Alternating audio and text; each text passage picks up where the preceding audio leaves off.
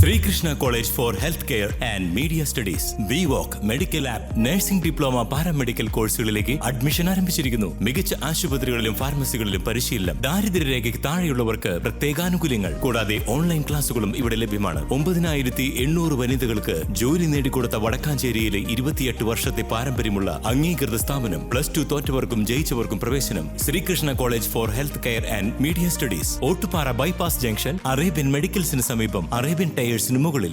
ദേശമംഗലം തലശ്ശേരി അന്തിമഹാകാളൻകാവ് ക്ഷേത്രത്തിൽ വിദ്യാഗോപാല മന്ത്രാർച്ചന നടന്നു. നിരവധി ഭക്തർ പങ്കെടുത്തു. ചടങ്ങുകൾക്ക് ക്ഷേത്ര ഭാരവാഹികൾ നേതൃത്വം നൽകി. ദ്വന്ദ്വാതീതം ഗഗനസദൃശം തത്വമസ്യാദിലക്ഷ്യം ഏകം നിത്യം വിമലമചലം സർവധി സാക്ഷിഭൂതം ഭാവാതീതം ത്രിഗുണരഹിതം സദ്ഗുരും തം നമാമി.